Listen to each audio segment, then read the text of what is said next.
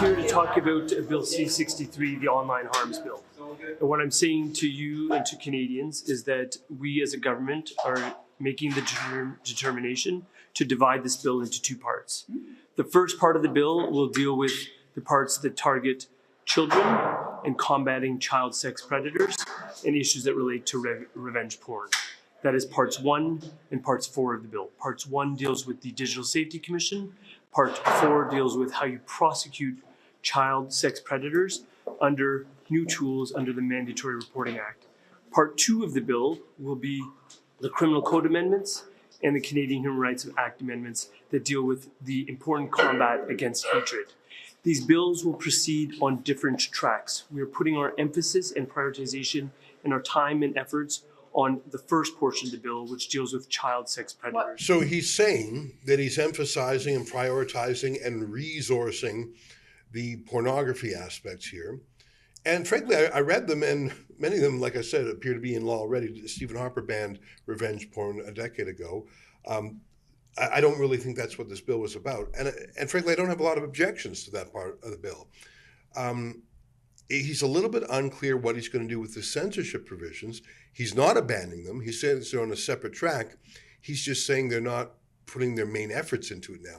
Is this even an announcement, Mark? Well, I mean, it's good that he's recognized, as most civil libertarians do, that this bill always needed to be split. Most civil libertarian groups, particularly TDF, had no problem with the child protection provisions under the bill. But the problem is it's a Trojan horse because he's a bit cagey. Part 1 includes 7 types of harms, and 4 of those deal with child protection, non-consensual disclosure, intimate images, not problematic.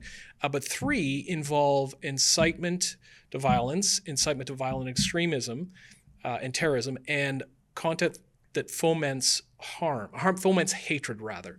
And those are still in Part 1.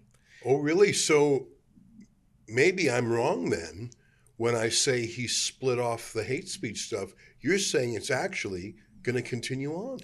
Like I said, he's being very cagey about it because that is those types of harms, the 7 types, are in Part 1, the definition sections.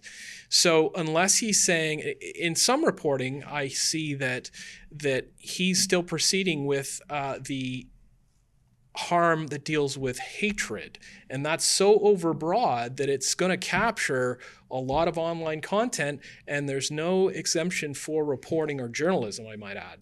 So if you were doing an interview with someone who was saying some very harmful things, as a journalist, you want to report that, you might be caught under that type of harm that's in Part 1 that he says he's proceeding forward with. Well, then I may have already been tricked by him because I thought, okay, we've got a bit of a reprieve. I'm guessing the Human Rights Commission stuff, that's part of the second track.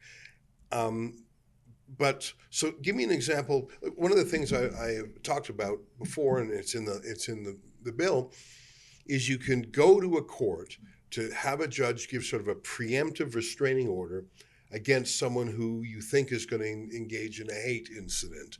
You could even get them under house arrest. There's all sorts of things. Is that part, do you know offhand without checking the bill, is that going to be fast-tracked in Virani's new plan? Well, that I believe is under the criminal code provisions. That's dealing with peace bond, and people were talking about exactly. pre-crime. So I believe that is included in the Part 2 that he says he's severing from Part 1 and Part 4 with deal with child protection. So ostensibly, we're okay there. He's going to debate that, he says, later on. But I have to double check. Got it. And I don't mean to put you on the spot. We're both reacting to this, and there's not a lot of meat here. He just, it was really a 1-minute statement. So when you say fomenting hate, and again, hate is a human emotion, to foment hate. If you could stop hate by passing a bill, I always say we would just pass the Love Each Other Act of 2024, and we would be, you just can't compel people to be happy. People have feelings of hate when they have a grievance that they feel is unmet and unsatisfied. And there's 2 ways to deal with a grievance. One is to deal with it.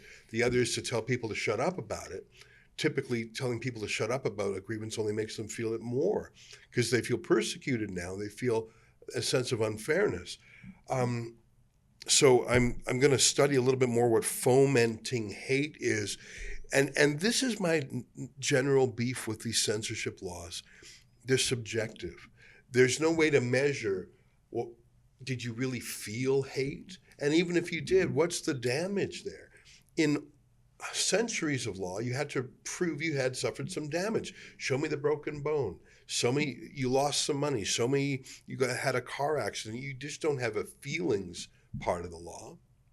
Right. That's always been a problem for this type of legislation, as you rightly pointed out. I think most people recognize that. The Supreme Court, in a case called Watcott, tried to move away from what they thought was a subjective problem in the definition of hatred. And they said, well, we have to look at the effect that hatred will have on possible discrimination against the targeted group. But that's a sociological analysis that relies on looking at the dynamic of how and why people discriminate. So it's not just a unitary causal analysis that you can do. I heard some hate speech, so I'm going to go discriminate against this group. It pushes the problem back a little bit, I think, but it doesn't get rid of it. Yeah. There is a concept of getting paid for pain and suffering if you're in a car accident, for example, but you need a doctor's examination. We don't just, like you could say, oh, I feel pain. Well, you can't just say that and get cash. There is some sort of scientific test, and over the years, the amount you get for this injury or that injury is actually fairly settled law now.